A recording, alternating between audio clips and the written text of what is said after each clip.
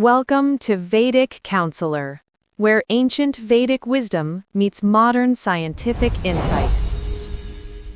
Today, we're going to tackle a super common problem, insomnia, but from a really different angle. We're diving into Vedic astrology, or Jyotish, to see if the answers to our sleepless nights are actually written in the stars. I mean, who hasn't been there? You're lying in bed, absolutely exhausted, but your brain just will not switch off. It's like it's running a marathon without you. You glance at the clock, and yep, another hour has gone by. Well, what if I told you that according to this ancient system, that nightly struggle isn't just random stress? The idea here is that there's a cosmic reason your mind won't quiet down, something written in the stars. So let's dive in and see how Vedic Jyotish breaks this whole thing down. Okay, so first things first. In this system, insomnia isn't just a medical problem. It's more like a puzzle. And the clues? They're supposedly hidden right there in your birth chart. The Sanskrit term for it is nidra nasha, and really the definition is exactly what you'd expect. Trouble falling asleep, staying asleep, or just not getting that deep, restful sleep you need. And that, of course, spills over into your day, leaving you tired and foggy. So that's our starting point. All right, now we're getting to the really cool astrological part. The theory goes that each of us has a personal sleep signature. Think of it like a celestial fingerprint for your rest, and it's all encoded in your chart from the moment you're born. And to understand that signature, you've got to look at three key cosmic components. These guys are basically the foundation, the things that govern your mind's ability to just chill out and recharge. So who are these three key players? Well, first, you've got the moon, also known as Chandra. This is huge. It rules your mind, your emotions, your inner peace. Then there's the fourth house in your chart. That's all about comfort, home, that feeling of safety. And finally, the 12th house, which is literally the house of sleep, dreams, and your subconscious. When these three are all getting along, sleep is supposed to be easy. Simple, right? But what happens when they're not getting along? Well, that's when things get interesting. This is where we start talking about the cosmic causes of insomnia, when other planets jump in and start stirring up trouble. The technical term they use is affliction. And all that means is that some of the more, let's say, challenging planets, the so-called malefics like Saturn or Rahu, are casting a shadow on your sleep signature. They basically mess with the harmony and create very distinct kinds of sleep issues.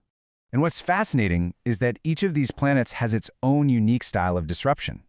You've got Saturn, which brings this heavy, weighty feeling of worry and burden. You know, the kind that breaks your sleep or wakes you up way too early. Then there's Rahu, which is all about restlessness and anxiety, that tired but wired feeling. And an afflicted Mercury? Oh, that's the classic racing mind, the mental chatter that goes on and on. It's like each one leaves its own disruptive fingerprint. And believe me, it can get even more detailed than that. Things like having a weak moon in your chart can make your mind naturally more shaky.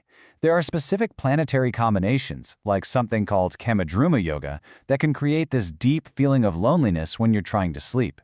Even the specific little slice of the sky the moon is in, the nakshatra, matters. It's a seriously complex system. Okay, so we've talked about the problems, the cosmic causes, but what about the solutions? Well, Vedic Jyotish doesn't just diagnose the issue, it offers a whole toolkit of remedies designed to push back against these challenging planetary vibes. And this isn't a one-size-fits-all kind of deal. The remedies are broken down into different categories. You've got things like sound and mantra, worship and rituals, gems, even lifestyle changes. The whole point is to tackle the problem from a bunch of different angles. Let's kick things off with sound.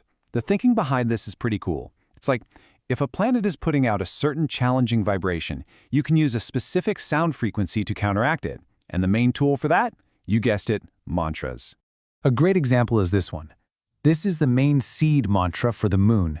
And since the moon is the planet of the mind, the idea is that chanting this helps strengthen your emotional core, building a solid foundation for good sleep. And again, just like the problems are specific to the planet, so are the sound remedies. So for that heavy, Saturn-style worry, you'd use the Mahamrityunjaya mantra. And for that restless, anxious energy from Rahu, the mantra for Ma Kalratri is recommended to help with fear. So, moving on from sound, there are also physical, tangible tools. We're talking about things like gems and special rituals. The belief is that these can create a kind of protective energy field around you, shielding your mind while you're trying to sleep. So what does that look like in practice? Well, you might be advised to wear a pearl or a moonstone to boost the moon's good vibes. Or you could use a Chandra yantra. That's a sacred geometric pattern, which is supposed to act like an antenna for peaceful lunar energy. There are even powerful rituals, like Rudrabhishek, specifically for calming down those troublemakers, Saturn and Rahu. Now, for really stubborn, long-term insomnia, there's a more heavy-duty approach. It's a dedicated practice, a sadhana, that's not just a quick fix. It's a real commitment over a 40-day period. And when I say commitment, I mean it. This practice involves chanting a trio of mantras, one for the moon, one for Rahu, and one for Saturn, 108 times each. And you do this every single day, without fail, for 40 days straight. It's a huge undertaking, often finished with a final offering, and it's seen as a powerful way to completely reset your nervous system. Okay, so let's tie all of this together.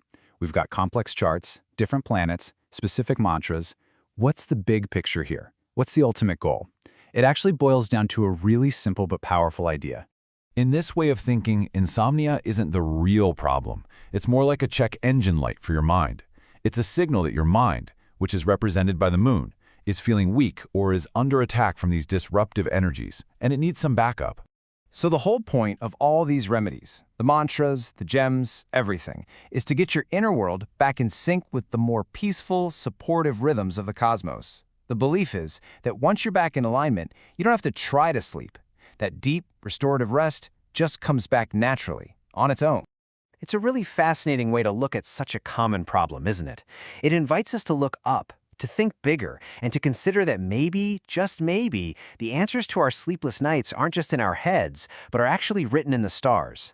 Definitely something to chew on the next time you find yourself wide awake staring at the ceiling. If you found this video helpful, please consider subscribing to the channel Vedic Counsellor. For personal astrology consultation, horoscope analysis, or Vastu consultation, you can contact us on WhatsApp 919219539215 or visit our website www.vediccounsellor.com. Thank you for watching.